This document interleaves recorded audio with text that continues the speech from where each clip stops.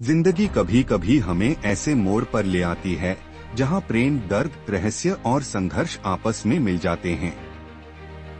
यह कहानी है आरव और सिया की, जो दो अलग अलग रास्तों से चलते हुए एक ही मंजिल की ओर बढ़ते हैं।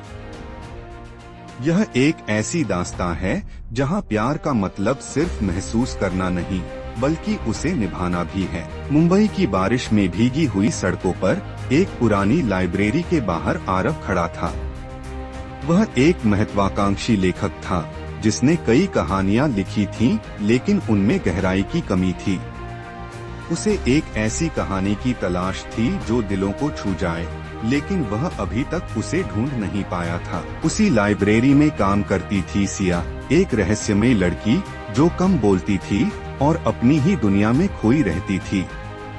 उसकी आंखों में कुछ अनकहा था, जैसे कोई पुरानी कहानी जिसे वह छुपाना चाहती थी। एक दिन जब आरव ने लाइब्रेरी में कदम रखा तो उसकी नजर सिया पर पड़ी। उसकी आंखों में दर्द था, लेकिन होठों पर हल्की सी मुस्कान। क्या आप मेरी मदद कर सकती हैं? आरव ने झिझकते हुए पूछा। आपको कौन सी किताब चाहिए? सिया ने बिना उसकी ओर देखे जवाब दिया, एक ऐसी किताब जो अधूरी हो लेकिन पूरी होने का इंतजार कर रही हो। सिया कुछ देर चुप रही और फिर एक पुरानी किताब उसकी ओर बढ़ा दी। शायद यह आपको पसंद आए। उस दिन के बाद आरव हर दिन लाइब्रेरी आने लगा। वह और सिया अक्सर किताबों पर चर्चा करते, लेकिन सिया कभी अपनी निजी जिंदगी के बारे में कुछ नहीं बताती। आरव को उसके बारे में जानने की उत्सुकता बढ़ती जा रही थी। आरव ने एक दिन लाइब्रेरी में एक पुरानी डायरी देखी जिसमें सिया की लिखावट थी। उसमें एक लड़की की दर्दनाक कहानी थी जो अपने अतीत से भाग रही थी। आरव ने जब सिया से इस बारे में पूछा तो उसने कोई जवाब नहीं दिया, लेकिन अगले दिन वह अचानक लाइब्रेरी से गायब हो गई। आरव उसे ढूंढने की कोशिश करता रहा, लेकिन कोई सुराग नहीं मिला। फिर एक दिन उसने सिया को एक कैफे में देखा। वह किसी अजनबी आदमी से मिल रही थी और रो रही थी। जब आरव वहां गया तो सिया ने घबराकर उसे वहां से जाने को कहा। सिया, तुम मुझसे क्या छुपा रही हो?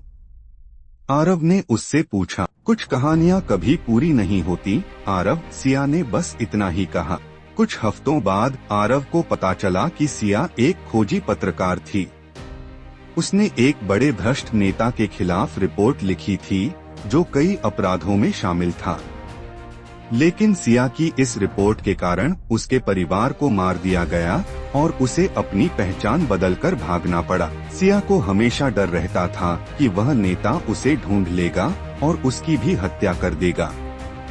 यही वजह थी कि वह किसी से ज्यादा करीब नहीं होती थी, लेकिन अब आरव उसके जीवन में था और वह उसे बचाने के लिए कुछ भी कर सकता था। आरव ने फैसला किया कि वह सिया के साथ मिलकर इस भ्रष्ट नेता को बेनकाब करेगा। उन्होंने एक गुप्त मिशन पर काम करना शुरू किया, जिसमें उन्होंने नेता के अपराधों के सबूत इकट्ठा किए। यह आसान नहीं था। एक दिन जब वे एक महत्वपूर्ण सबूत हासिल करने वाले थे तो नेता के गुंडों ने उन पर हमला कर दिया। आरव को बुरी तरह घायल कर दिया गया, लेकिन सिया उसे बचाकर अस्पताल ले गई। अस्पताल में आरव ने सिया का हाथ थामकर कहा, अब भागना बंद करो सिया, हमें लड़ना होगा। सिया को एहसास हुआ कि डर के आगे जिंदगी नहीं होती। उसने पूरी हिम्मत के साथ नेता का पर्दाफाश किया और आखिरकार उसे गिरफ्तार कर लिया गया। कुछ महीनों बाद आरव का नया नॉवेल बेस्टसेलर बन गया। यह उसकी अब तक की सबसे बेहतरीन कहानी थी, एक ऐसी कहानी जिसमें प्यार, संघर्ष और जीत की सच्चाई थी। और इस बार उसकी कहानी अधूरी नहीं थी, क्योंकि इसमें सिया थी।